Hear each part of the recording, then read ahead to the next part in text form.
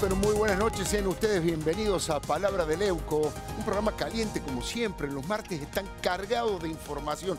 Recién nuestros compañeros Nicolás Guiñaki y Luciana Geuna nos decían, va a estar la ministra Patricia Bullrich, esperemos que Leuco le pregunte sobre el presunto periodista espía. Por supuesto, compañeros, que le voy a preguntar de eso, pero a la ministra también le voy a preguntar sobre Jones Walla, le voy a preguntar sobre Santiago Maldonado, sobre Rafael Nahuel, sobre Hugo Moyano, sobre Cristina Fernández de Kirchner. Hay tantas cosas para hablar con la ministra Patricia Bullrich, pero eso va a ser en instantes. Además, nuestros columnistas traen temas súper calientes. La doctora Adriana Amado nos va a comentar cómo es mejor comunicar en estos tiempos. ¿Sirve más una conferencia de prensa que Instagram, que las redes sociales? Enseguida nos va a contar y va a argumentar por qué. Y hoy tenemos un tema que es la gran polémica de las Fuerzas Armadas, esta reconversión que ha lanzado el presidente Macri, analizado de dos lados. Desde la política por Federico Andajasi y desde la economía por Martín Tetas. La polémica respecto del futuro trabajo de las Fuerzas Armadas en el combate al terrorismo internacional y en el apoyo a la lucha contra el narcotráfico. Eso va a ser enseguida, porque ahora me toca a mí decirle dónde estoy parado desde el punto de vista editorial. Recién enumeraba algunos personajes que van a aparecer en esta columna que he titulado Las amenazas a Macri. El presidente Macri está amenazado. Está claro que tiene acechanzas de todo tipo, muy difíciles de resolver.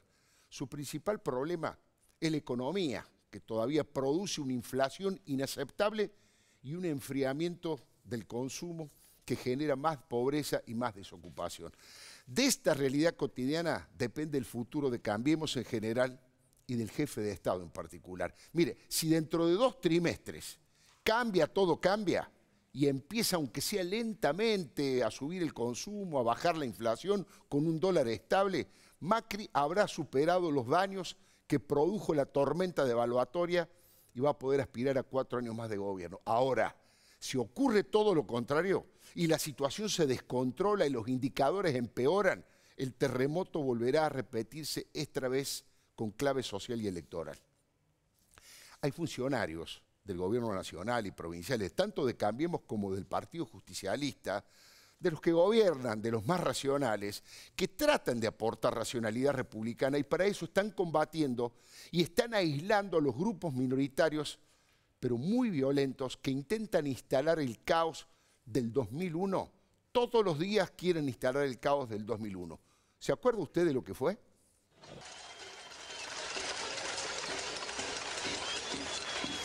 Ahí estamos viendo.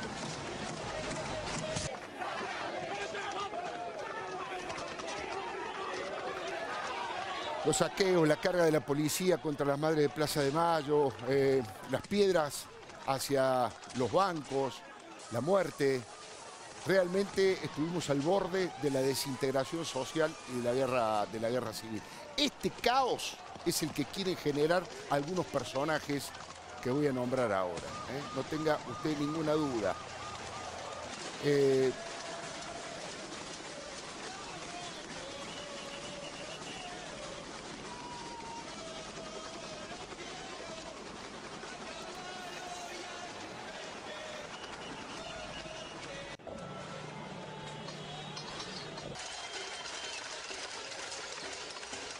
Suerte de rebelión antidemocrática cotidiana que ustedes están viendo y que algunos quieren provocar, tiene tres jefes que forman una sociedad de hecho donde cada uno aporta su cuota de autoritarismo mafioso y de nafta para multiplicar el fuego. Ellos son los que amenazan a Macri y a las instituciones. De los 3 líderes hay uno que está preso, que es Facundo Jones Walla, y 2 que recorren el camino para hacerlo próximamente, Cristina y Moyano. Hay que ver, hay que escuchar, hay que estar atento al fenómeno de Jones Walla. El enemigo es el capitalismo, el enemigo es el imperialismo, el enemigo es la oligarquía criolla y terrateniente, el enemigo son los ricos, nosotros somos pobres, nosotros somos oprimidos. Y con la fuerza de los pobres y los oprimidos que somos la mayoría en este mundo, tenemos que destruir a ese monstruo que nos oprime día a día.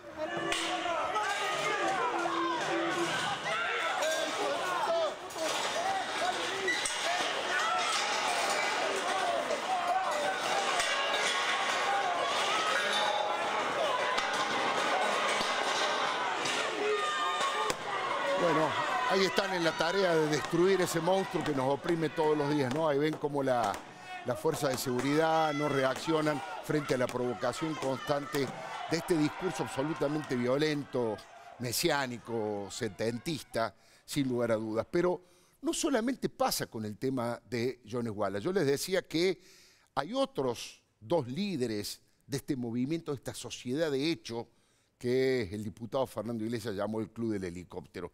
El otro tiene que ver con algunos dirigentes sindicales que responden a Cristina Fernández de Kirchner y no a sus afiliados. Roberto Baradel, Hugo Yasky, por ejemplo. No tenemos miedo, no tenemos precio y a darle una mala noticia al gobierno. No nos van a poder quebrar, no nos van a poder vencer y vamos a triunfar en esta lucha en unidad. Y les decimos, si quieren buscar delincuentes, si quieren buscar ladrones, les pasamos una dirección. Balcarce 50, una casa rosada, ahí están los que tienen que ir a buscar. Lo que les decía, dirigentes sindicales como los Néstor Segovia, que ahí también vemos, dirigentes sindicales como Pablo Viró, un verdadero piquetero del aire, pero yo le hablaba de Hugo Moyano, de la familia Moyano, que claramente participa de este juego destituyente. Si ellos intentan llevarse ese dinero, nos quiebran la obra social. Y le voy a llevar todos los enfermos, toda la gente enferma se la voy a llevar al ministerio para ver si lo atiende él, con todo lo que ellos dicen que están haciendo bien por el trabajador. Si el gobierno quiere insistir que lo haga, no tengo miedo. No tengo miedo de que haga lo que haga. Si quiere meternos en cana, que me meta en cana. Ahora resulta que a las Fuerzas Armadas las pone para hacer trabajo interno. Es un gobierno que ha sido votado democráticamente, pero actúa como si fuera un gobierno de facto. Actúa como si fuera un gobierno de facto. Después dijo, por supuesto, que le va a llevar los enfermos a las puertas del ministerio de Jorge Triaca. Pero esta misma tarde ha ocurrido otro verdadero escándalo con otra de las espadas fundamentales de Cristina Fernández de Kirchner. Hablo de Milagro Sala, insultando a los jueces y generando un verdadero escándalo mientras la justicia democrática está iniciando el juicio oral por extorsión, por malversación de fondos, por asociación ilícita, insisto, no en un gobierno de facto ni que actúa como un gobierno de facto. La justicia democrática está juzgando a Milagro Sala y ella respondió hoy de esta manera. Estos jueces que son unos corruptos, son los que van a jugar nosotros. Estos jueces que, ¿sabe qué? No han rendido nada. Son unos flojos de papeles, son flojos de papeles. ¿Por qué Gerardo Morales no tiene los suficientes huevos y viene él, me baja los martillos? Que venga Gerardo Morales a bajarme los martillos. ¿Qué mandan las inferiores de él a bajarme el martillo? A esos que no han pasado un examen. Obviamente Gerardo Morales no puede ir porque hay división de poderes en Jujuy, cosa que Milagro Sala ignora, ¿no es cierto? Que tengan los huevos suficientes. ¿Qué mandan las inferiores? ¿Qué mandan las inferiores? Y esto no es mentira, esto es verdad, esto es verdad. Y es malo, ¿verdad? Esto, para que vean de que lo que no estoy hablando, ¿por qué? Porque nadie es gratis. No, doctor, no me haga callar, si yo usted es mi abogado, no me haga callar nada.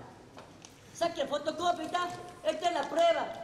Da órdenes, además, está detenida ella, ¿no? No lo parece, pero está detenida y está rindiendo cuentas ante la justicia jujeña. Y de esta manera se comporta porque todavía cree que es la gobernadora. ¿Te acordás cuando iba a mi casa? Eso le está diciendo la fiscal. ¿Te acordás cuando venías a mi casa? A tu marido le vayan a sacar la casa de pesca, todo eso que tenía Sata secuestrado, ¿te acordás? Yo me acuerdo cada uno de ustedes, Jujuy es chico, nos conocemos todos, sabemos cada uno cuándo calzamos. Es increíble el temor que todavía despierta Milagro Sala, ¿eh? ¿Por qué no le baja el martillo a Lelo Sánchez? ¿Para qué le el martillo a Lelo Sánchez? Da ella las indicaciones mientras está sentada en el banquillo de los acusados, ¿no? Así van a convertir el narcotráfico en Jujuy. Mirá cómo van a convertir si todos los días están con el cuchara en la mano. Milagro Sala, la gobernadora, le decían en aquel momento, ella era la que conducía la provincia, en realidad era la que recibía el dinero del gobierno nacional y luego lo malversaba. Nos hemos cansado de ver los bolsos saliendo de los bancos. Mirá vos. Escúchenla. No conocen ni lo que es la provincia nuestra y no vienen a querer jugar nosotros. Esta negra es la única oposición que tiene, porque el PJ no es oposición. No hay oposición en Jujuy en política. Esta negra, dice, la única oposición que tiene. Esta negra colla. Esta negra colla es la única oposición. Se cagan para darme la libertad a Gerardo Morales. Se cagan para darme la libertad a Gerardo Morales porque quiere competir electoralmente, ¿no? Bueno, estas son las cuestiones que pasaron esta tarde. Digo, para notar el clima, la actitud que tienen todos estos personajes que, insisto, tienen una sociedad de hecho. Cristina está calladita por ahora, pero es la autora intelectual del plan para debilitar al gobierno de Macri en toda su administración, con Roberto Baradel para limar a Vidal con paros que potencian el mal humor social y dejan a los chicos sin educación, con Pablo Viró, como les decía, como lo definió mi compañero Federico Andajasi, aquí presente, el piquetero del aire, con las medidas de fuerza extremas que muy pocos pilotos comparten, con Luis Delía y otros muchachos de este tipo de salvajismo para prender la mecha que haga explotar el conurbano con saqueos de supermercados. Le doy un dato, ya empezaron a agitar en la villa Puertas de Hierro, allí en La Matanza, por ejemplo, y han sido detectados punteros kirchneristas que están tratando de acercar una chispa para hacer explotar la situación. Con Néstor Segovia, que recién lo veíamos, Roberto Pianelli, para frenar el subte en el mayor tiempo posible y potenciar la bronca entre los trabajadores que no pueden ir a trabajar a sus empleos, y por supuesto con la cámpora del comandante Máximo Kirchner, para acelerar y multiplicar todos los conflictos posibles. Son la línea fundadora del Club del Helicóptero y sueñan con que Macri huya de la Casa de Gobierno y no termine su mandato. Por el lado de los Moyano, bueno, la historia extorsiva es la de siempre, ¿no? Ellos tienen una capacidad para hacer daño muy grande, una organización muy poderosa como camioneros y además porque es clave a la hora de hacer funcionar el país casi en todos los rubros de la vida en comunidad. Las bravuconadas que recién escuchábamos de Hugo y de Pablo han llegado a amenazar, como veíamos recién, de llevarle todos los enfermos que atienden en su obra social a las puertas del ministerio de Jorge Triaca. Es que la cartera laboral los multó en 810 millones de pesos por no acatar la conciliación obligatoria y por pasarse las normas y las leyes por donde ustedes ya saben, ¿no? Los Moyano no quieren que la justicia los investigue, porque tienen muchos delitos que ocultar en el gremio, en la obra social y en el club independiente. Y por eso están dispuestos a hacer cualquier cosa con tal de lograr su objetivo de quedar en libertad y de voltear a Macri. Son los patrones del mal y de la calle y se sienten los dueños del país. Ya fundieron varias empresas pequeñas de camiones con sus patoteadas llevadas a su máxima expresión. Ellos saben perfectamente, porque no mastican vidrio, que si la situación económica se normaliza positivamente, los jueces van a apretar el acelerador del puñado de causas que cada uno tiene en la justicia y eso los va a llevar irremediablemente más temprano que tarde a la cárcel. Eso es lo que los mueve y eso es lo que une a Cristina y Moyano, el miedo a que se haga justicia, a que se termine la impunidad. No es patriotismo ni vocación de servicio la que lleva a Cristina y a Moyano a intentar volver a ser presidente ella y a atornillarse en la cima de los camioneros él. Los más violentos y bizarros son los integrantes del mapuchismo, como lo llama el intendente de Neuquén, Horacio Pechi Quiroga. Siempre hay que aclarar que de nuestra parte hay un repudio absoluto a los que discriminan a los pueblos originarios. Estamos convencidos que la inmensa mayoría de los mapuches en la Patagonia se han integrado con una actitud pacífica que tuvo como banderas el esfuerzo para progresar y vivir en libertad con un gran respeto por sus costumbres y sus creencias.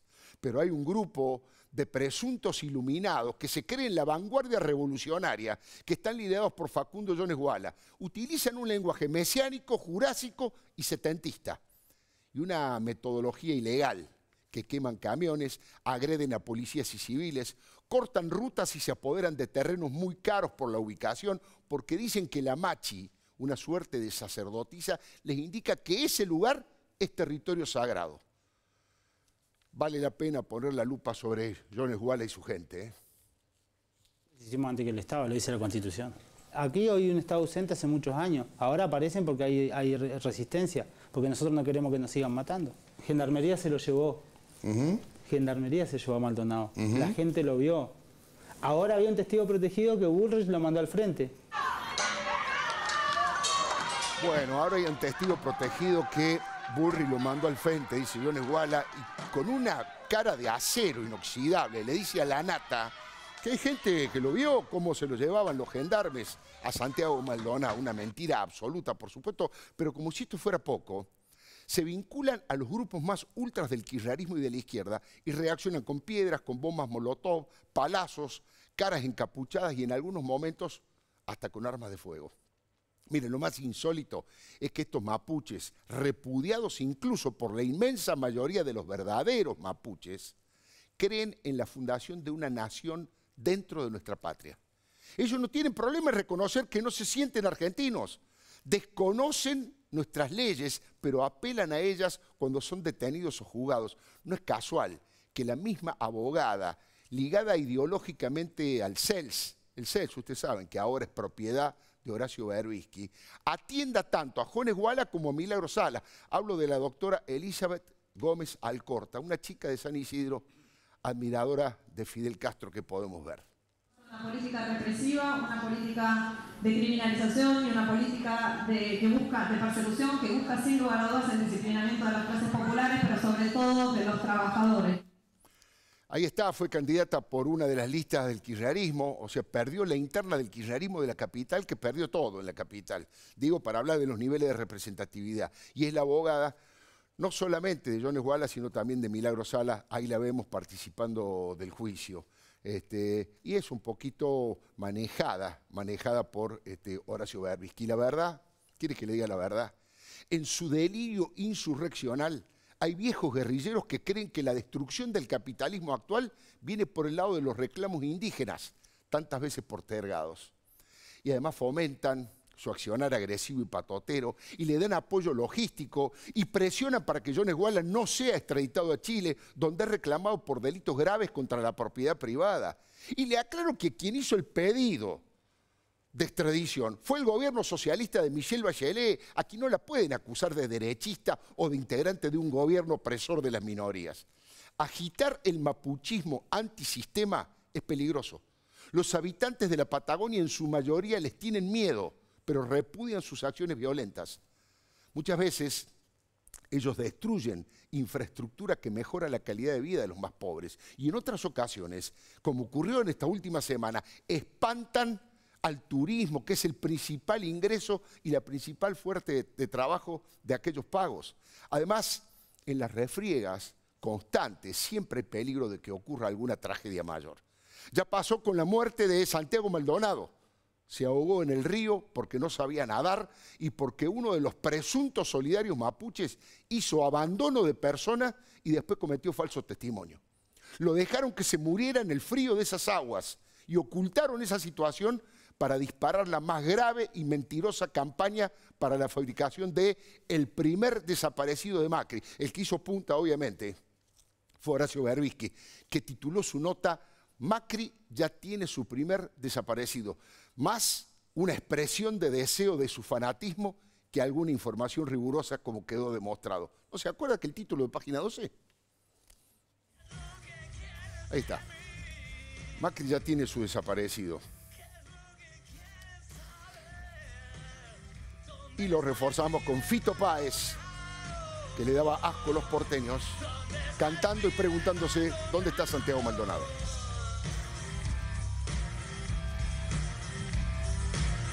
Dicen que ya no soy yo, que estoy más loco que ayer. ¿Dónde está el pibe Maldonado? ¿Dónde está el pibe Maldonado? Bueno, después armaron una mentira tras otra hasta lograr engañar a una militancia que quería creer en eso y lo creyó. Un caradura que debería estar preso dijo que con los binoculares, que luego los perdió milagrosamente, y arriba de un caballo, vio cómo se llevaban a Maldonado en un camión de la gendarmería. ¿Se acuerda de este señor que, aunque a usted le parezca mentira, está en libertad? Habían 3 efectivos de gendarmería que estaban golpeando un bulto negro con una campera celeste, que esa campera celeste es la que yo le presto a Santiago el día en la mañana, cuando decimos cambiarnos la ropa. Y ahí me lanzo de vuelta para cuesta abajo, cruzo el río y ahí con unos binoculares logro observar que sale un Unimog dentro de la comunidad muy rápido hacia la ruta 4070. y con unos binoculares logro observar, bueno, cómo se lo llevaban a Santiago Maldonado. Qué cara dura, ¿eh? Es increíble la cara de piedra para mentir, y además estaba guionado. Ahora le voy a explicar por quién estaba guionado. Después, cuando le preguntaron en la justicia, bueno, ¿cuáles eran los binoculares? No sé, los había perdido. Era tan grande la necesidad de hacer coincidir sus deseos con la realidad que solo faltó que dijeran que a Santiago Maldonado lo habían secuestrado en un Falcon verde sin chapa. Terrible y descomunal mentira que manchó la lucha por los derechos humanos tanto como lo manchó Eve de Bonafini y Sergio Joclender con las pesadillas compartidas con un dinero sucio que nunca apareció. Hubo abogados que usurparon siglas de organismos históricos de los derechos humanos. Fueron los guionistas de la mentira. Docentes y artistas kirchneristas y hasta Cristina repitieron la consigna: ¿dónde está Santiago Maldonado? La expresidenta, mire, en su sobreactuación, hasta llevó la foto de Maldonado a una misa del obispo Fernando Maletti, donde fue increpada por la madre de una víctima del siniestro de Estación 11. Asesina, le gritó la mamá de Tatiana Pontiroli, allí en la propia iglesia. Lo podemos ver. Decido acercarme a la señora, la miro fijo a los ojos, le digo: soy la mamá de Tatiana Pontiroli, fallecida en la tragedia de 11. Me dice: Gustavo recién acaba de decírmelo, el intendente de Merlo. Entonces ahí le digo: sos una asesina, nunca te importaron las 52 víctimas de la tragedia de 11 y hoy estás pidiendo por la aparición con vida de Maldonado. Me quiere agarrar la mano, hace un gesto como cuando pide los vasos de agua que la situación la supera, y yo me corro para atrás. Entonces le digo, se acercaron detrás mío 2 custodios, a los que les respondo: quédense tranquilos, que la señora es la que tiene que seguir rezando, yo me retiro. Qué momento terrible, ¿no? Qué momento terrible que la madre de una víctima le grite eso a la expresidenta de la Nación, ella que sale tan poco y que justo había ido a mostrar al lado del presidente del PJ de Buenos Aires, Gustavo Menéndez, dentro del obispado de Fernando Maletti, obviamente un obispo que acompaña permanentemente a los piqueteros del kirchnerismo, a los que se conocen como los cayetanos, que tienen referencia más que en el kirchnerismo en Juan Grabois y en el Papa Francisco, y van con ellos. Maletti los acompaña a las reuniones que tienen con el gobierno. La negación de la militancia kirchnerista fue tan grande que aún hoy siguen hablando de la desaparición y muerte de Santiago Maldonado como si hubiera sido asesinado en una mesa de tortura, en un campo de concentración clandestino o en la propia ESMA. Es tan grande la necesidad de que la historia se repita que intentaron convertir al joven artesano en una suerte de Che Guevara de estos tiempos, llevando su imagen barbada y sus ojos tristes a los afiches y a las banderas. Y ahora encima una película que cierra este capítulo nefasto llamado La apropiación de la figura de Santiago Maldonado. Es que la ideologitis, que es la ideología inflamada, y la falta de comprensión de lo que pasa en la Argentina real, los hace repetir los mismos esquemas y los mismos errores. Hoy Maldonado quiere ser elevado a la categoría de mártir del kirchnerismo, cuando se trataba de un artesano que murió ahogado en un río e, insisto, abandonado en forma oportunista por los que usurpan también la cultura mapuche. Y ahora viene la película. El Camino de Santiago se llama. Fue dirigida por Tristán Bauer. El guión, aunque usted no lo crea, es de Florencia Kirchner y de Omar Quiroga, que le supo escribir los textos a Diego Capusotto, ¿se acuerda? La voz en off es de Darío Grandinetti y la música de León Gieco. La producción, entre otros, es de Osvaldo Papaleo, quien supo ser el secretario de prensa de Isabel Perón y amigo de José López Rega, alias El Brujo, ejecutor y fundador de la AAA, un grupo parapolicial que asesinó a mansalva a militantes de la izquierda y de los derechos humanos, entre otros. Un cachito del tráiler para que vea de qué lado va. ¿Qué pasó a la orilla del río Chubut?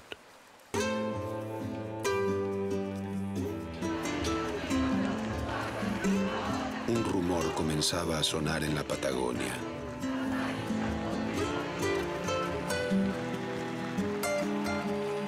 Una pregunta. ¿Dónde está Santiago Maldonado? Es muy cruel, la verdad que es muy cruel que se utilice en una forma tan burda la muerte accidental, dolorosa como toda muerte, por supuesto, pero falsamente heroica de Santiago Maldonado. Un grupito autoritario de la resistencia del Central Mapuche que lidera Jones Guala y la columna Cristina Vuelve recargada que conducen Horacio Berbisky y Máximo Kirchner necesitan un mártir, necesitan un póster. Pese a sus mentiras, no pudieron lograrlo. No hubo secuestro, no hubo desaparición, no hubo tortura, no hubo asesinato, pero ellos redoblaron la apuesta. Su principal enemigo suele ser la realidad. Y si es necesario, hay que dinamitarla. En eso son expertos. Eso es lo que hicieron siempre los kirchneristas, dinamitar la realidad. Le doy mi palabra. Bueno, muy buenas noches, ministra, ¿cómo le va? Obviamente, aquí hay varios temas que la involucran o que necesitamos conocer y queremos saber su opinión. El primero de todo, usted algo expresó ya esta tarde respecto de la película, esta cosa del relato que insiste sobre el mismo tema. Bueno, es un poco el final de su editorial, ¿no? Cuando dice que el relato es una construcción que tapa la realidad. Y yo creo que aquí nosotros por primera vez hemos logrado, y en esto creo que el presidente tuvo una conducta muy clara y muy firme, porque me preguntó a mí cuál es la verdad, y yo le dije cuál había sido la verdad desde el primer día.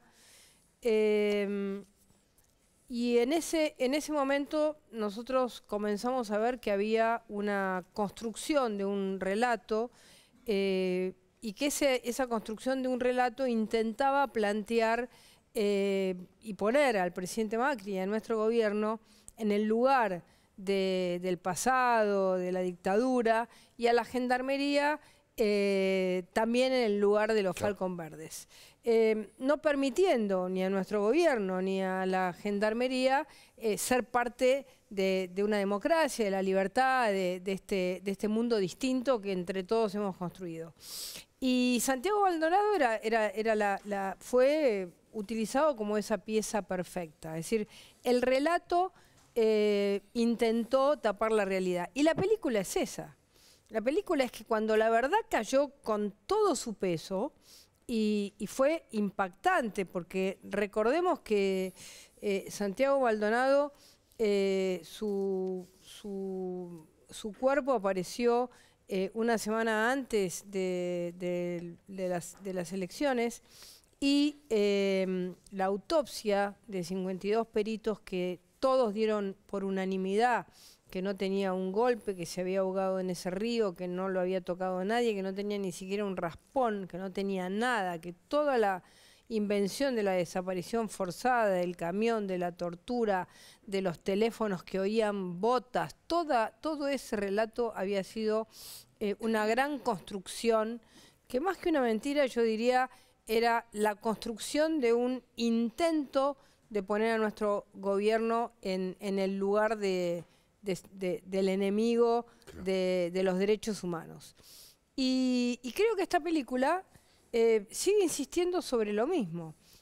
No puede ver la verdad, no puede ver la realidad. Y yo creo que eso fue para nuestro gobierno y para el presidente un gran paso. Porque nosotros resistimos mucho, fue muy duro. Pasamos 78 días muy duros porque la fácil era otra. La fácil era decir, bueno, poné un gendarme responsable, decí que fue fulano mengano. Y se acabó. Y se acabó. Sale de los medios y chao. Y nosotros dijimos no. Vamos a insistir en lograr que la verdad salga a la luz, porque... Ahora, usted tenía muy buena información porque fue muy firme en mantenerlo, porque la verdad, ministro, usted sabe que podría haber ocurrido un accidente, digamos. No digo que el ministerio, ni que Macri, ni que usted van a mandar a matar a alguien, pero un gendarme enojado, sacado porque lo agarraron a pedradas, se fue, se le escapó y disparó un tiro, podría haber ocurrido un accidente, no ocurrió nada de eso. Pero sí, digo, sin embargo, usted se mantuvo muy firme en la defensa de que los gendarmes no lo habían ni tocado a Santiago Maldonado. Bueno, nosotros arrancamos con la idea, no de que podía haber pasado eso, y yo inclusive lo discutí con el presidente, puede haber pasado que alguien haya tenido un exceso. Ahora, había 40 gendarmes. Claro. Los 40 no iban a ser cómplices. Claro. No eran gendarmes de un momento oscuro en el que la complicidad era... una omerta como la dictadura. Es la omertá. Claro. No, son gendarmes democráticos. ¿Y cómo me convencieron a mí? Nosotros mandamos equipos a hablar con ellos. Les hicimos interrogatorios duros. Y una de las cosas que le preguntábamos era, ahora, usted cuando lo vio a Maldonado ahí tirado en el piso, ¿qué hizo? No, yo no lo vi. Además, si yo lo hubiera visto, yo lo hubiera ido a buscar, lo hubiera rescatado.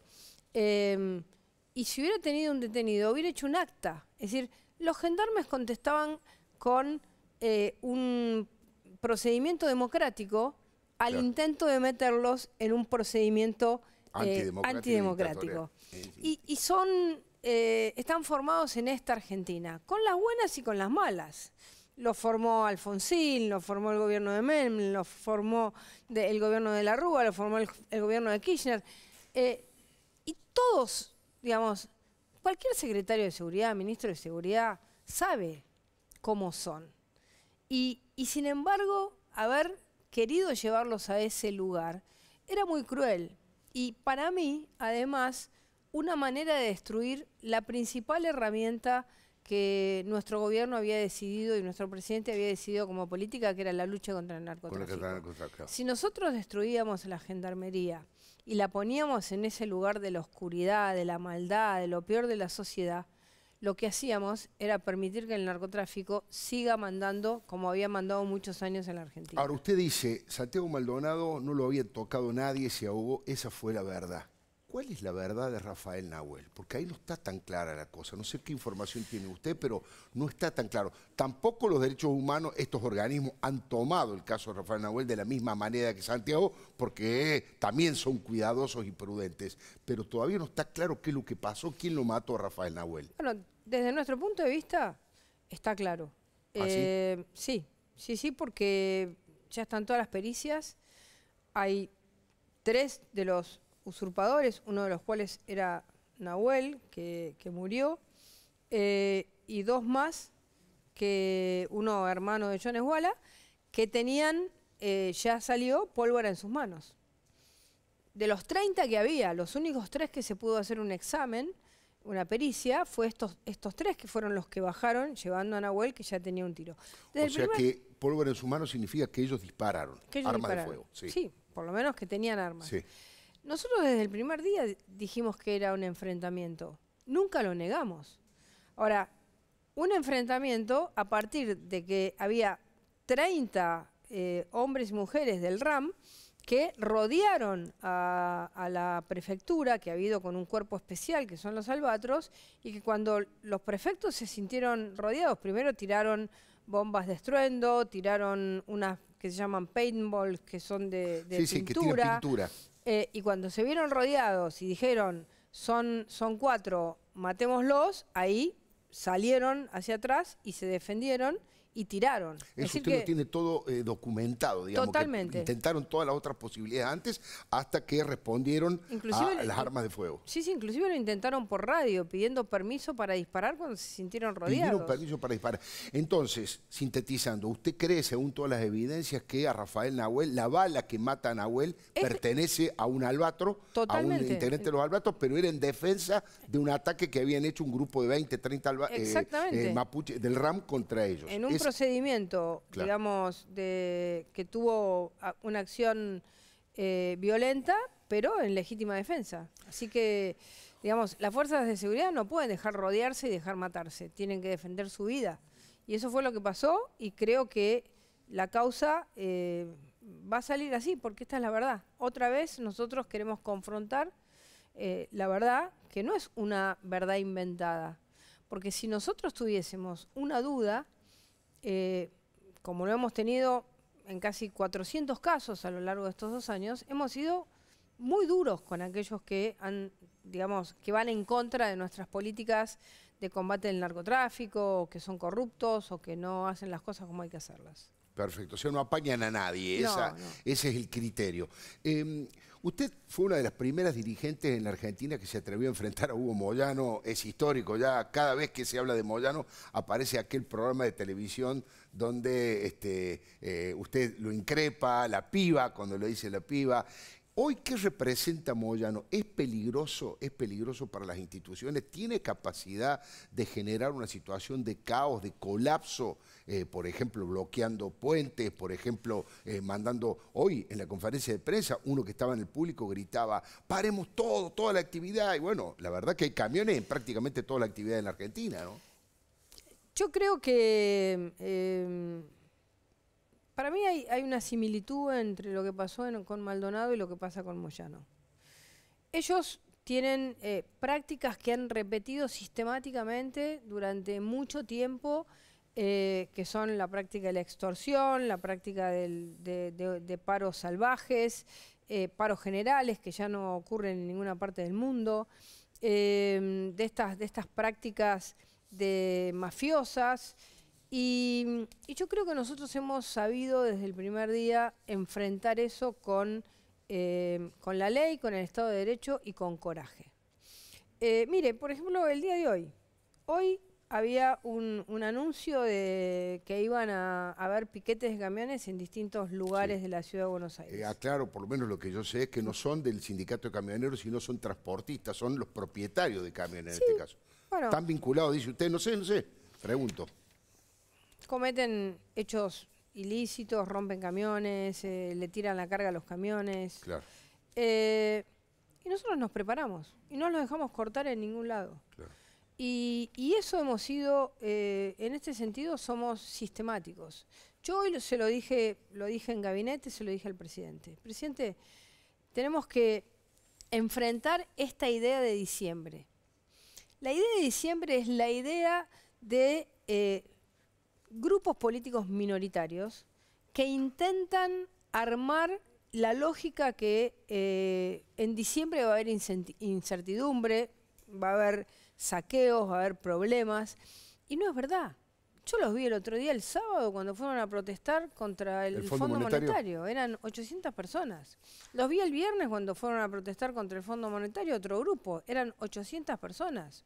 Vi los grupos que intentaron esta semana llegar a un supermercado, uno en la ciudad de Rosario, que no permitió la policía de Santa Fe que llegue, y otro en el Gran Buenos Aires. En ambos casos eran grupos que iban, digamos, inmediatamente a negociar y a buscar, digamos, una salida política. Son grupos organizados. Esto es una novedad, supongo yo, desde el punto de vista periodístico, una primicia. No se sabía hasta ahora, por lo menos yo no sabía, que hubo 2 intentos de ingresar a supermercados. Uno, me dice usted, en Santa Fe. Uno en Santa Fe y el otro en el Gran Buenos Aires. En el Gran Buenos Aires. Sí. Son todos grupos que tienen como consigna construir la idea de que la Argentina está en una situación de incertidumbre. De alguna manera, nosotros pasamos, como lo ha descrito muy claramente el presidente, una tormenta económica y fue un momento duro y ahora estamos un poco más tranquilos. Entonces, frente a esta tranquilidad, nuevamente esta incertidumbre, la incertidumbre del paro permanente, de si el chico puede ir al colegio o no puede ir al colegio, del paro del subte, de la situación de estar en la calle permanentemente, de la generación de violencia. Ahora, creo que nosotros los hemos enfrentado en todas las circunstancias. Creo que hemos demostrado de qué lado estaba la violencia. Creo que esa famosa imagen de la policía de la ciudad resistiendo contra el lanzagranadas, los ataques. Y que dicho sea de paso, está prófugo. Sí, sabemos que no está en el país. No está en el país. Lo estamos buscando, sí. En cualquier momento tenemos novedades. Lo estamos buscando y sabemos que no está en el país, que se fue. Se escapó. Claro. Pues si es tan valiente, que venga y que se presente, ¿no? Claro. Porque si es capaz de hacer una cosa así, y si él cree que es un tema político, que venga, que tenga el coraje, lo que hay que tener para venir a presentarse y decir, defiendo mi política, en vez de escaparse a algunas horas más cálidas que nuestra Argentina. Entonces, la verdad es que creo que en ese momento hubo una toma de conciencia muy fuerte de la sociedad de decir, no podemos permitir que a las fuerzas de seguridad las apedren como si fuera el medioevo, ¿no? Es decir, no las podemos lapiden, claro. las lapiden, no podemos permitir esto. Y creo que todas estas acciones en las que nosotros mostramos que tenemos claro el objetivo, claro que queremos orden y convivencia, paz. Orden, convivencia y paz. Son las 3 palabras que para nosotros son como el juego perfecto de lo que queremos para la sociedad. Y además yo creo que son las 3 demandas más importantes que la sociedad tiene, además de lo económico, por supuesto. 2 preguntas finales, ministra. No puedo defraudar a Nicolás Wiñaski y a Luciana Geuna. Bueno, yo tengo entendido que ustedes del Ministerio de Seguridad descubrieron a este Illesca, a este presunto espía. Bueno, por lo menos estaba perseguido, estaba buscado por la justicia. ¿Cómo es eso? ¿Cómo fue? Bueno, nosotros tenemos un sistema para acreditar a todas las personas que van a estar en las áreas restringidas del G20, ¿no? Periodistas, empresas de logística, distintas cosas. Este periodista se presentó, y cuando se presentó nosotros tenemos unos aparatos que usamos también en el fútbol, donde vemos si las personas tienen o no pedido de captura, un sistema federal de información policial, que lo maneja el Ministerio de Seguridad, y ahí descubrimos que esta persona tenía captura. Bueno, inmediatamente la Policía Federal lo detuvo, le preguntó al juez de Formosa si seguía vigente la captura y dijo que sí, y se lo detuvo inmediatamente a la persona, no se la detuvo inmediatamente, se la detuvo después en las cercanías de su casa. Sí. Esta persona, a mí el lunes me llama un periodista de Clarín y me dice, mira Patricia, estoy preocupado porque hay un periodista que desde hace 2 o 3 días que no viene y siempre viene. Pensamos que ¿Le pasó algo? Le pasó algo, claro. Y bueno, yo empecé por el sistema de búsqueda de personas, porque yo no ligué. Yo ya sabía que había habido una persona que no había podido acreditarse en el G20, pero no lo ligué. Y en ese momento nos dice, bueno, me dicen, no, en realidad tenía una orden de captura, está detenido. Y ahí comenzó a conocerse un poco esta historia, de que estaba trabajando en una empresa de investigación privada, de seguridad. Me resulta raro que creo que el domicilio de esa agencia puede ser que quede en la calle Helio Oves frente al ministerio que usted conduce. Hay como 4 direcciones que esta persona tiene, una en la calle Tucumán, otra en la calle Hipólito Yrigoyen y otra en Helio Oves, enfrente del ministerio. Sí, exactamente enfrente. Bueno, por supuesto que esto es un requerimiento de Formosa, así que nosotros hoy no tenemos condiciones para ir a ver esos domicilios. Pero bueno, a ver, la persona está requerida por un determinado delito. Lo otro es una especulación. Claro. Si es un agente, si no es un agente. Ya si se verá también, eso se investigará. Digamos, actualmente está preso, digamos. Está preso y está en cualquier momento sale para Mendoza. Está preso acá, en Capital Federal, en la Policía Federal, y estamos esperando el traslado para Mendoza, para Formosa. Para Formosa. Sí. La última pregunta, y le agradezco muchísimo. Tiene 2 causas. Una causa por abigeato y otra causa por falsificación de documento público. Mire usted, y es muy raro todo, un medio chiquito que no cobraba en un pueblito muy pequeño. Es raro que un medio así tenga un acreditado en Buenos Aires, que trabaje gratis. Sí, lo que pasa es que también para nosotros es difícil, y yo hoy pensé una propuesta. A ver, en lugares muy críticos, nosotros no podemos pedirle antecedentes a un periodista, sería como muy grave. Sí. Ahora, quizás se puede hacer un protocolo con FOPEA, con ADEPA, con las... Claro, es buena idea hacer participar al colectivo de los periodistas y las empresas. Está muy bien. Ahora sí, la última pregunta, y le pido que sea sintética. Yo recién hablaba de Cristina Fernández de Kirchner y estos personajes como Baradel, como Yasky, como Milagro Sala, que un poco actúan en una sociedad de hecho en contra del actual gobierno y tratando de generar fragilidad en la democracia. ¿Usted cree que es posible que Cristina Fernández de Kirchner mantenga su liderazgo y vuelva a ser presidenta en la Argentina? Yo creo que va a ser candidata, no presidenta. Candidata sí, presidenta no. Sí. Cumplió con lo de la síntesis. Muchas gracias, ministra. Muchas gracias por haber venido. Enseguidita nomás vamos a ir a hablar con nuestros columnistas. Ya le dije, Adriana Amado, la doctora especialista en comunicación, va a tratar de explicar cómo conviene comunicar desde un gobierno? ¿Es mejor una conferencia de prensa o sirven las redes sociales más todavía? Y por supuesto el tema polémico, el presidente Macri ha anunciado una reconversión de las Fuerzas Armadas, una redistribución territorial y de algunas funciones. Federico Andajasi lo va a analizar desde lo político, desde lo histórico, y Martín Tetaz desde lo económico. Todo eso en instantes, ya venimos.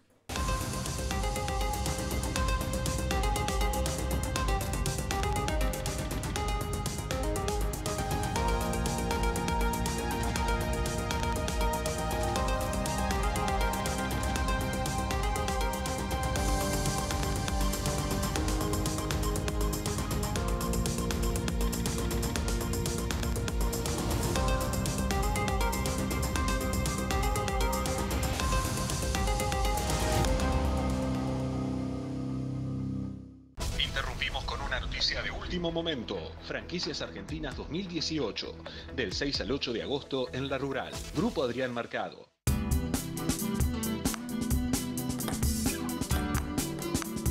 No puedes estar en todas. Necesitas Tango Gestión. Te la dejo picando.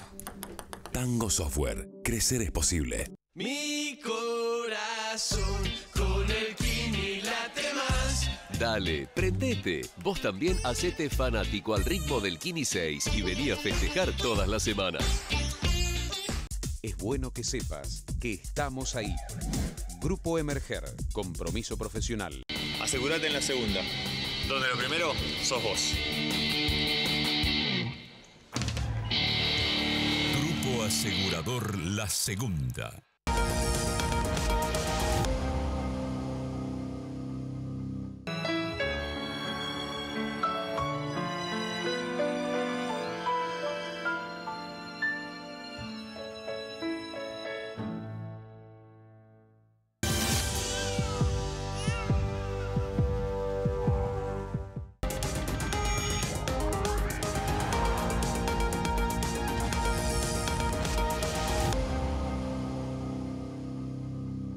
Si sos Movistar, cambiar tu celular hoy es mucho más fácil.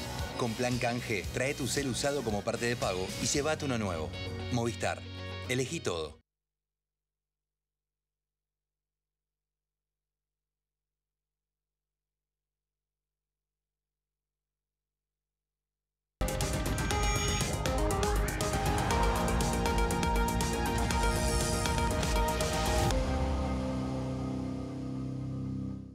Sancor Seguros. Detrás de la sonrisa de Mariana y la de más de 5 millones de asegurados. En Ciensa desarrollamos soluciones estratégicas que anticipan el rumbo de nuestro sector. Los tratamientos en terapias especiales cambian, los pacientes también. Ciensa, la salud es nuestro compromiso.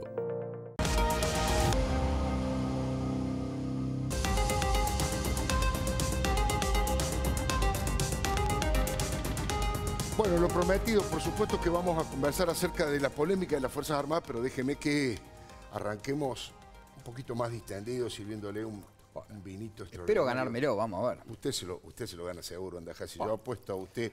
No, la pregunta es, bueno, el anuncio del presidente Macri ha generado y ha levantado una gran polémica. ¿Cuál es tu opinión? ¿Desde qué lugar lo ves? Mira, Alfredo, en principio hay que hacer un poquito de historia y verlo en perspectiva. Los argentinos tenemos una relación muy traumática con las Fuerzas Armadas, muy traumática. Vos pensás que todo el siglo XX estuvieron marcados por la intervención de las Fuerzas Armadas en la política argentina, a tal punto que gobernaron desde el golpe del 30, pasando por el golpe del 43, golpe del cual surge Perón. Sí.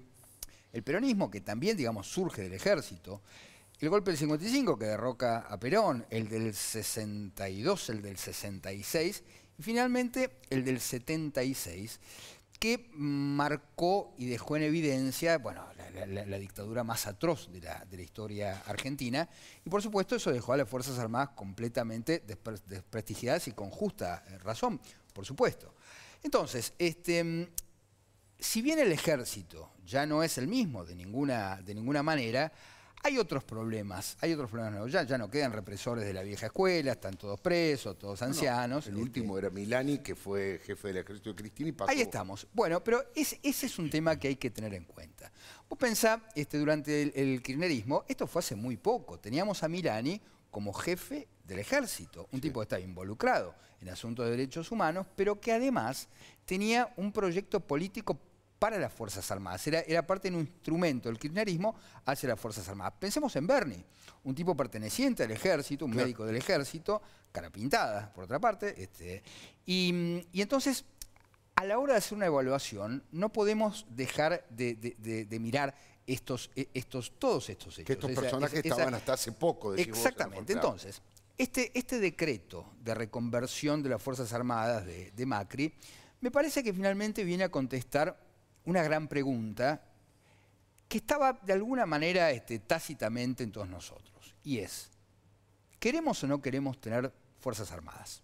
Porque es una pregunta válida. Hay 20 países que no tienen Fuerzas Armadas, que tienen convenios regionales, etcétera, etcétera. Países que le va muy bien y son muy democráticos, como Costa Rica, por ejemplo. Por ejemplo, no tienen Fuerzas Armadas. Panamá, después Principados, que se vive muy bien y no tienen ejército. Bueno, me parece que este decreto de Macri viene a contestar esa pregunta y a decir, sí, queremos tener Fuerzas Armadas. Ahora bien, obviamente, no podemos pensar las Fuerzas Armadas en los términos que se pensaba en 1930, ni en el 55, ni en el 76, ni siquiera en el 82 cuando fue la Guerra de Malvinas. Quiero decir, es otro mundo con otros conflictos. De manera que es interesante tratar de pensar, a ver, ¿cómo sería una estructura eficiente para las Fuerzas Armadas y qué Fuerzas Armadas necesita un país? Para lo cual hay que contestar qué país queremos. Porque, a ver, hay muchas aristas para tener en cuenta. Cosa que en nuestro país la Ley de Defensa Nacional y la Ley de Seguridad Interior de 1988 delimitó el accionar de las Fuerzas Armadas a la defensa, con algunas excepciones podía participar en política, no en política, sino en asuntos internos. Pero el decreto 727/06 de la gestión de Neil Lagarré, bueno, determinó que las Fuerzas Armadas solo actuarían, digamos, contra agresiones externas de las Fuerzas Armadas de otro país. Sí. Las guerras ya no son así. Claro. Si vos ves cuáles son los conflictos hoy en día, ya no son los dos ejércitos convencionales. Vos fíjate cómo son hoy todos los conflictos en el mundo. Casi no hay ese tipo de guerras. Sobre todo si miramos... El ejemplo del ISIS, por ejemplo. El ejemplo del ISIS, el ejemplo de Medio Oriente. Y acá en la Argentina tenemos 2 atentados, digamos, que fueron los más sangrientos, uno de los más sangrientos del mundo, que fue el de la AMIA, por supuesto, el de la Embajada de Israel. Entonces, es ese tipo de conflicto. Ahí no hay un ejército, digamos, uniformado. Vos tenés automovilistas suicidas que se detonan. Seguro. Entonces, para eso hace falta inteligencia. Entonces, Macri acaba de derogar, esta es la información, el decreto 1691 de Néstor Kirchner y modificó en varios puntos el 727.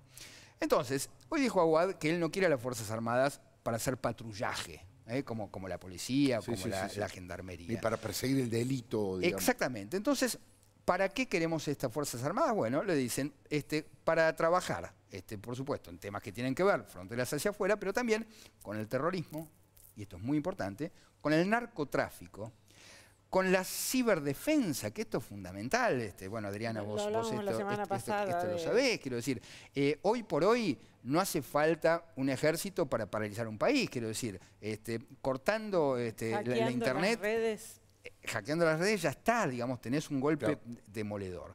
Bueno, por supuesto, cuidando las fronteras, y también menciona la asistencia social en catástrofes. Ahora bien, yo me pregunto, ¿las Fuerzas Armadas están completamente depuradas de toda esta rémora política de la cual venimos hablando? Bueno, insisto con esto. Milani fue el jefe del ejército hasta antes de ayer. El kirchnerismo quería unas Fuerzas Armadas ideologizadas, al servicio del famoso proyecto nacional y popular. Exactamente. Entonces, todavía está fresco ese abrazo de Milani con Eve de Bonafini, que marca, digamos, qué tipo de ejército quería. Y de país. Y de país, exactamente, hasta la administración anterior. Entonces, cuando se legisla, hay que pensar no solamente, digamos, en un periodo, sino que hay que pensar en el futuro, ¿no? Es decir, ¿cómo sería esta misma ley proyectada, por ejemplo, hacia otro gobierno? Es una pregunta que hay que hacer. Entonces, ya no hay, como te decía, represiones en la actividad, pero sí tenés espías, y yo quiero saber ¿cuánto de la estructura de espionaje que montó Milani en el ejército para el kirchnerismo está hoy operando? Todavía sigue vigente, ¿no? Exactamente, porque así como el kirchnerismo, digamos, dejó diseminado en todo el Estado, en todos los pliegues del Estado, bueno, desde ñoquis hasta tipos que están hasta operando topos. en contra, Claro. topos, exactamente. Bueno, ¿cuánto hay hoy, digamos, de ese? Entonces, ojo, no vaya a ser también que se esté beneficiando con este decreto a estos sectores, digamos, que tanto daño están haciendo. De modo que yo insisto con este punto, Alfredo, me parece que para saber qué ejército queremos, primero tenemos que contestar qué país queremos. Porque esto, en un país republicano, va a funcionar perfectamente bien. Ahora, ¿qué pasaría si el próximo es un gobierno populista? Interesante, ¿eh? Qué interesante, qué desafío, qué intelectual, provocativo desde el intelectual. Bueno, ¿qué se puede traducir esto en cifras? ¿Cómo se puede hablar de números con este tema, Martín? Mira, Alfredo, primero voy a parafrasear algo que conversábamos a la mañana en Radio Mitre con Rosendo Fraga, ¿no?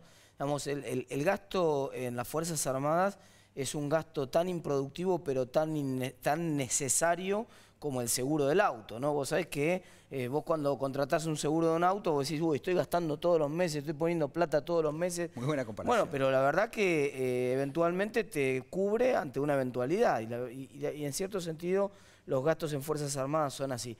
Yo tenía preparadas algunas placas, no sé si las tenemos ahora, probablemente veamos algunas. Vamos a ver la de la comparación de los gastos militares de América Latina. La primera, no sé si es esa que aparece, pero un primer dato que te quería dar es la evolución en los últimos 50 años del gasto militar en general en el mundo, ¿no? Ahora lo estamos viendo en pantalla. Bueno, esa te muestra la comparación de gastos en América Latina. Argentina, como podés ver, es el tercer país que menos gasta. Sí. Para que vos te des una idea, el gasto mundial en defensa los países pasaron de gastar el 6% del PBI a mediados del siglo pasado a gastar nada más que el 2% una vez que la Guerra Fría dejó de ser una hipótesis de conflicto generalizada que todos conocimos como la Guerra Fría. Solo México y Nicaragua, según tu placa, solo México y Nicaragua gastan menos que Argentina. Sí, la verdad que son países seleccionados, no están todos ahí, pero están la mayoría de los que tienen gasto significativo. Y Argentina gasta incluso la mitad de lo que gasta el promedio de los países del mundo, está alrededor del 1%. El problema, Alfredo, es que ese 1%, que son 116.000 millones de pesos, el gasto presupuestario de defensa para este año, es el 85% se va en salarios. Se va en salarios y o jubilaciones, ¿no? Entonces, repetime la cifra, ¿cuánto 85% de los 116.000 millones del presupuesto que se gasta en defensa, eso es el 1% del PBI, Alfredo. Sí. Es verdad, hay dos visiones ahí para hacer el análisis. Vos sabés que hay una visión justamente desde el lado de la ciencia, de autores que miran cómo se forman las opiniones respecto del gasto razonable en defensa que tendría que tener un país. Hay algunos que ven, los que en general piensan que el gasto del Estado es un gasto improductivo, que desvía recursos del sector privado, lo ven como un gasto que rivaliza con otras alternativas. Dicen, estos 116.000 millones podrían ser destinados, por ejemplo, a seguridad social, por ejemplo, a programas de empleo, por ejemplo, a bajar impuestos, por ejemplo, a algún otro tipo de cosas. Y después están los que lo ven al revés, los que ven el gasto del Estado como un gasto que alimenta la actividad de la economía, que de alguna manera los más keynesianos, para decirlo de algún modo. Bueno, esos en realidad no lo ven como un gasto que combate, lo ven como algo relativamente positivo. Y dicen, bueno, en general puede tener un impacto positivo en la economía por el efecto multiplicador que tiene, más que por lo productivo que puede hacer ese gasto. Ahora, voy a ese punto que te decía, 85% de los recursos se van en gastos de personal, Alfredo. Entonces, cuando vos ves la diferencia que veíamos en la placa con países como Colombia o inclusive con Uruguay, sin ir más lejos, uno lo que ve es que esencialmente la diferencia es en equipamiento. Es decir, y acá tiene que ver, voy de vuelta con la pregunta que hacía recién Fede, porque centralmente la pregunta es ¿para qué queremos las Fuerzas Armadas? No hemos sido capaces de responder esas preguntas, o mejor dicho, no hemos tenido los cojones de hablar de esa pregunta en los últimos 30 años prácticamente. Entonces lo que dejamos fue que esas Fuerzas Armadas en los últimos 30 años se fueran desfinanciando. Cuando vos ves, no sé si tenemos la placa de lo que pasó con el gasto en Argentina en particular en defensa, si tenemos la vamos a ver en un rato, pero te la voy comentando mientras tanto. En Argentina históricamente se gastaba entre 1,5 y 2% del PBI en defensa. Se subió fuertísimo el gasto con la dictadura militar, no así en la dictadura de los 60, que subía, pero no subía a los niveles estratosféricos. Pero sí con la dictadura de Videla. Sí con la dictadura de Videla, arriba del 3% del PBI, y después fue bajando sistemáticamente. Claro. Es decir, se dejó en el olvido y que básicamente tuvo que ver con cada vez invertimos menos en equipamiento, cada vez renovamos menos el equipamiento. Bueno, te pagamos los sueldos para que no se quejen, pero tampoco pagamos demasiado. Para este año, por ejemplo, el presupuesto tiene solamente un aumento del 14% en un escenario en el cual evidentemente hay bastante más inflación. O sea, lo que dejamos fue que el presupuesto de alguna manera se fuera licuando. Y ahí, para cerrar un poco con esta idea, hay una discusión interesante respecto de cómo la gente o por qué razón finalmente los gobiernos gastan más o gastan menos en defensa, y tiene que ver con el apoyo o no apoyo político que hay por parte de la ciudadanía. Y cuando vos mirás cómo se forman las opiniones, hay varios estudios, pero me interesa particularmente uno de Eichenberg, que es un estudio bastante reciente, que muestra que hay una cuestión de género también. En general, las mujeres apoyan menos los gastos en defensa, son menos propensas a votar gastos en defensa altos. En sociedades en las cuales las mujeres cada vez tienen más voz, cada vez tienen más fuerte su posición política, son cada vez más escuchadas, es posible que empecemos a ver sociedades que gastan cada vez menos en defensa. Pero no solamente, y con esto quería cerrar, no solamente el foco tiene que estar puesto en si gastamos mucho o poco, porque de hecho gastamos muy poco en la comparación histórica y en la comparación regional. Gastamos la mitad de lo que gastan el resto de los países de América Latina, la mitad de lo que gastan los países del mundo. El problema, Alfredo, es si gastamos bien o gastamos mal. Y la verdad que gastamos sin brújula, gastamos en una especie de pensión. Son pensionados nuestras Fuerzas Armadas, son personas a las cuales les seguimos pagando un salario para que básicamente, no molesten mucho, no hagan nada, no les damos equipamiento, no los capacitamos, claro. Entonces no les damos recursos, lo que es una especie de apuesta a que se vayan desgastando, a que se vayan amortizando. La sociedad argentina fue apostando por acción o por omisión a la amortización en la práctica de las Fuerzas Armadas. Nos quedamos sin defensa. Esperemos que esto es como quedarse sin el seguro del auto, vuelvo a retomar la metáfora, esperemos no chocar, porque el día que choquemos o tengamos algún conflicto nos vamos a dar cuenta que ni chicha ni limonada, Alfredo. Interesantísimo. Adriana trajo un dato muy interesante respecto del interés que provocó este tema en la sociedad, que a mí me sorprendió. Yo no pensé que el tema de la reforma militar iba a reflejar un interés importante. ¿Y eso cómo fue, Adriana? Claro, yo me fijé, como pensaba hablar de las conferencias de prensa, me fijé en todos los videos que publica el presidente Macri en su página de Facebook, que es un poco el tester del interés. No se ven tantos videos en YouTube, pero sí todos los días ellos suben del tema principal un video. Estaba el video del discurso en la Bolsa de Comercio, el famoso video de las respuestas de Instagram, un discurso que dio de una reunión de turismo en Bariloche, la cumbre de finanzas del G20 y la reforma de las Fuerzas Armadas. El que tenía más interacciones, el que había sido más visto, era por lejos el del discurso de las Fuerzas Armadas. Es decir, que es un tema que generó mucha atención, considerando además que tenía un día cuando hice el chequeo. Claro. Y los otros tenían ya 7 semanas, digamos 7 días, que eso hace que uno vuelva. Se vayan acumulando. Y además también el hecho de que la propia prensa lo active hace que uno, vaya a Facebook y vea de qué están hablando o qué es lo que pasó con el Instagram.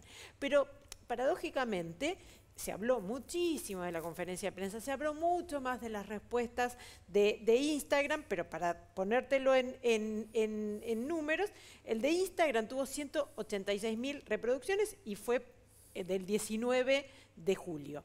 El de las Fuerzas Armadas, que es de ayer, ya tuvo más de 300.000 reproducciones. ¿El doble?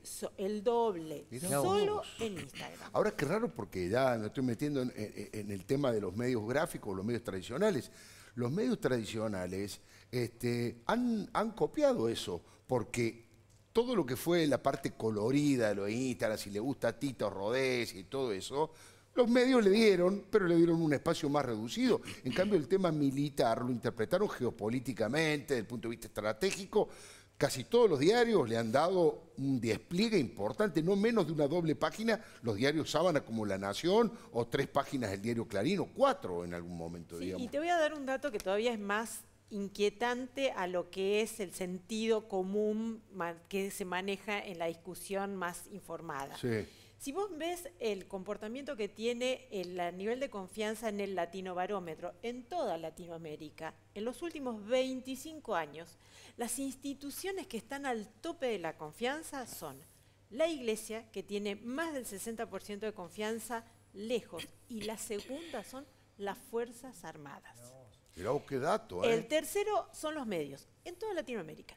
Y ahí es donde empieza a haber este desarme que siempre mencionamos, que a veces lo que es la percepción del grupo informado no es la percepción de opinión pública. De opinión pública. Tiene cierta lógica cuando uno empieza a pensar que mucha de la acción de base en todo el continente la hace la Iglesia y la hace las Fuerzas Armadas. Por supuesto, que están en el territorio por distintos motivos, ¿no? Dice Martín que todavía no chocamos. Yo creo que sí chocamos, y chocamos varias veces. Chocamos cada vez que hay una catástrofe, chocamos cada vez que hay algún incidente, y ahí es donde las fuerzas vivas, en todas sus expresiones, hacen una presencia en el territorio, sobre todo en las zonas más alejadas de los centros urbanos. Entonces, me parece que ahí es donde nos empieza a plantear un poco esta dicotomía en el interés y la discusión y la queja de los grupos, las convocatorias que están haciendo a marchas y todas estas cuestiones. Y la otra pregunta ¿es efectivamente lo que piensa la opinión pública, la gran mayoría? Hoy es interesante porque podés tener un testeo en línea del interés con esto de las redes sociales. Es alucinante, ¿no? Qué bárbaro, porque hoy se hablaba de que el gobierno de alguna manera había instalado el tema para no hablar de la economía, y que en realidad era un tema que no le interesaba a nadie, y que, bueno, no, es un tema de ustedes, de los medios, en realidad hablan de ese tema, pero a la gente no le importa. Bueno, ahí es la otra cuestión que está relacionado con lo de la conferencia de prensa. ¿De qué le preguntaron en la última conferencia de prensa los medios? Que después hablaremos qué medios preguntaron y qué. Sí. Las preguntas eran de economía. Claro. Y cuando uno se fija, hubo dos videos de economía, uno en la Bolsa de Comercio, que fue además preguntas que le hicieron los propios operadores de bolsa, o sea, súper técnicas, súper especializadas. Y tuvo cierta repercusión, pero no tuvo interés. Su discurso en el G20, que es un discurso además donde las proyecciones económicas y la inserción de Argentina en el mundo, ahí no tenía forma de falsearse, ¿no? Que fue una de las acusaciones. Seguro. Sin embargo, no son los más populares. Entonces ahí también los medios deberían preguntarse si la gente está tan interesada en el tema económico, y eso no significa que no le importe la crisis. Claro, que no esté preocupada. No esté preocupada. Pero... Lo que pasa es que esa discusión que se está dando, el pedido de pronósticos de cuándo se va a terminar la crisis, me parece que no tiene que ver con la catadura de las preocupaciones de la gente corriente, que en un punto después, claro, cuando se le abre el micrófono y le hace preguntas, le hace unas preguntas que los periodistas dicen, pero ¿cómo le va a preguntar qué película mira? ¿Y por qué no? Digo, ¿por qué no me habla más de la personalidad del presidente? ¿Qué está haciendo cuando deja sus funciones? ¿Con quién pasa sus horas libres? ¿Qué si puede dar precisiones?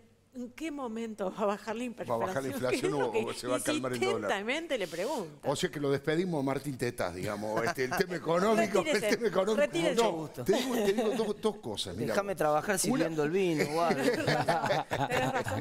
Vamos a ver si te dejamos. Ahora, una pregunta que yo te quiero hacer.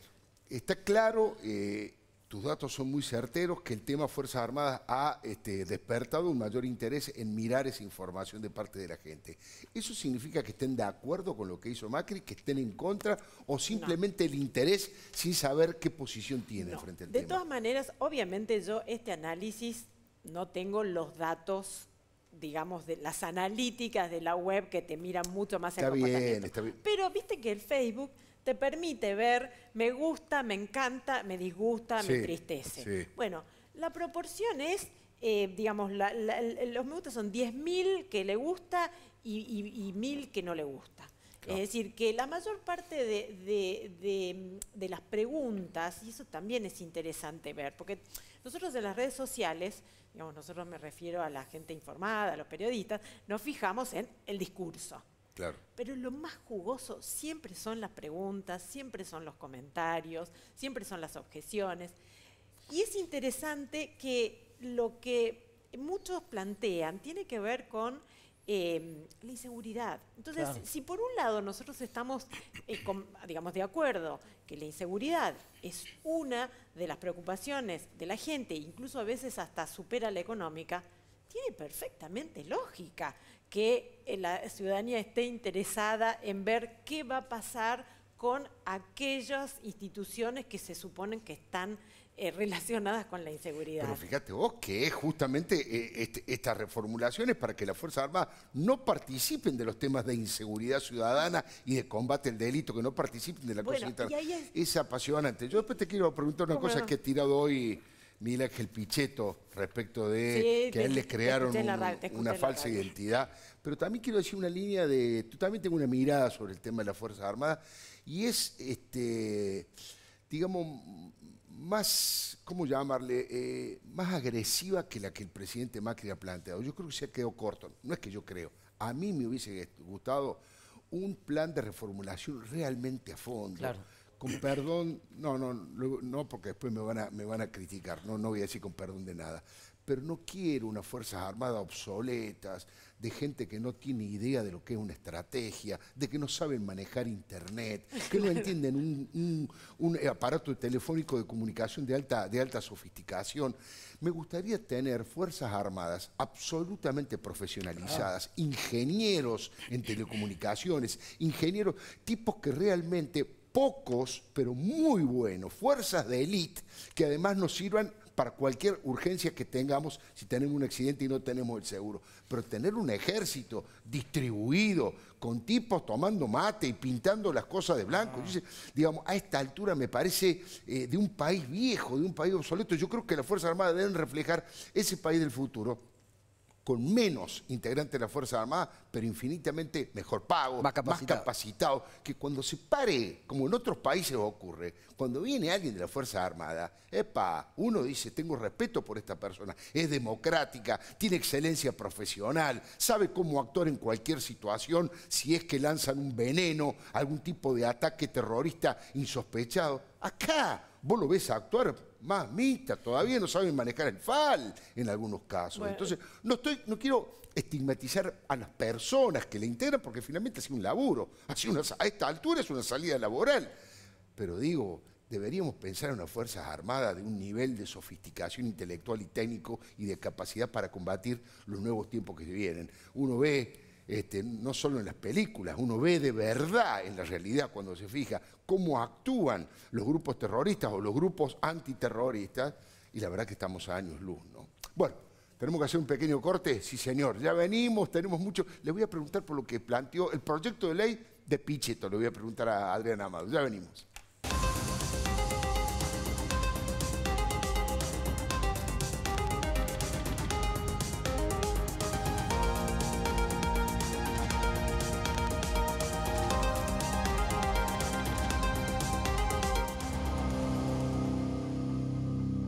Grupo Adrián Mercado presenta Encuentro de Protagonistas, el evento que reúne al comercio exterior, puertos y logística, 2 de agosto en Golden Center, Buenos Aires.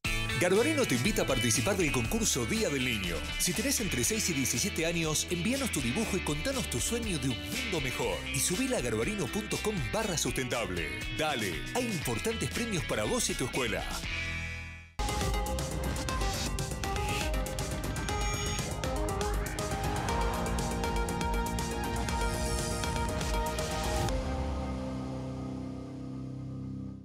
Para cada uno, crecer es algo distinto. Lo importante es tener quien te acompañe. Me parece que hice un video. Banco Ciudad. Te quiere ver crecer.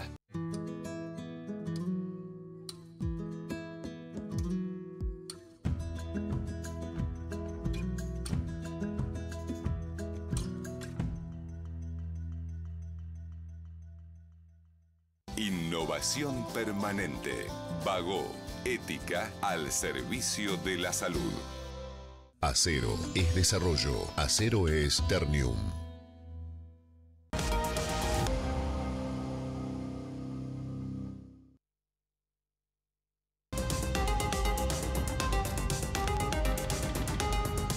Bueno, yo le decía que a Adrián Amado que hoy salió, ayer, Miguel Ángel Pichetto, como le hicieron una identidad falsa, bueno, un proyecto de ley, presentando un proyecto de ley para que se castigue de alguna manera a quienes usurpan la identidad de otra persona. A mí me pareció razonable hasta que recién en el corte me explicó todo, me bajó toda la idea. Yo dije, qué buena idea, esa es más. Yo digo, vamos más a fondo y que cada uno tenga su propia cédula de identidad en la computadora y evitamos los cobardes anónimos que dicen cualquier cosa y sabemos que el que dice algo pone la caripela como ponemos nosotros y la firma y no desde la cobardía, pero bueno, ya me dio una cátedra en el corte. A ver, la buena noticia es que eso ya se le ocurrió a Facebook y a Twitter. Ya se le ocurrió que a mí, a Mark Zuckerberg. Pichetto, la semana pasada dieron de baja las cuentas falsas de Twitter y uno puede haber medido qué porcentaje de acosadores falsos tenía su cuenta por cómo te bajaron los seguidores. La semana pasada hubo gente que se despertó y tenían menos seguidores.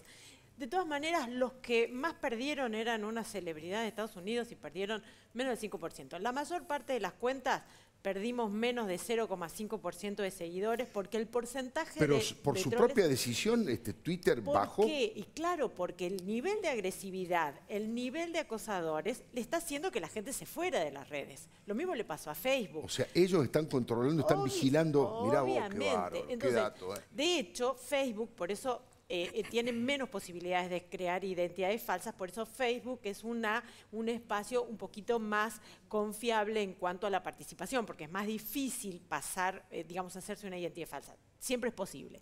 Pero en el caso de Twitter están las identidades falsas que son parodias, incluso algunos son homenajes, y las otras que intentan generar un daño a aquella persona que emite. Vos directamente le mandás un mensaje a Twitter, lo denunciás y ya está, se termina el asunto. Ahora, tenés que tener vos una actitud proactiva, porque no es esto, abro la cuenta y después... Claro, vos tenés que mandar los mensajes, pedir que te lo... Digo, bueno, pero se supone que uno las cuentas, digamos, las redes sociales, uno debería manejar como maneja el living de la casa y cuidar un poquito quién lo visita, con quién estableces una conversación. Por supuesto, lleva una dedicación tener una cuenta un poquito libre de troles y de agresiones. Bueno, pero vos sabés que Alfredo tenía un fake, dos fakes. Es más, creo que el que está acá es el fake.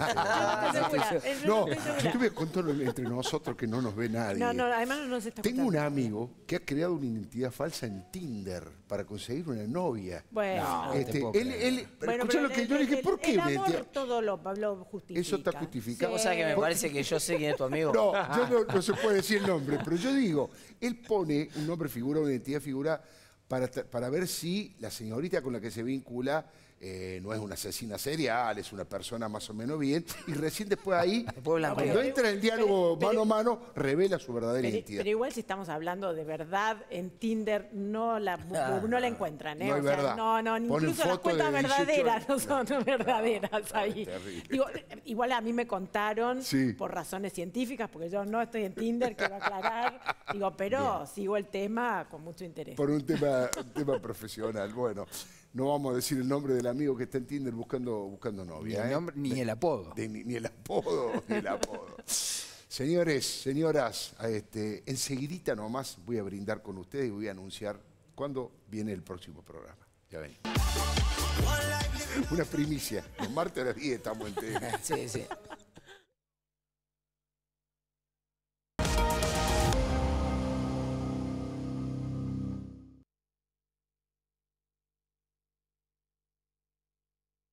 Un cálido sol de invierno te invita a conectarte con la naturaleza, con los sabores, una tierra de aventura, de cultura, de mágicos momentos. Venite a San Juan.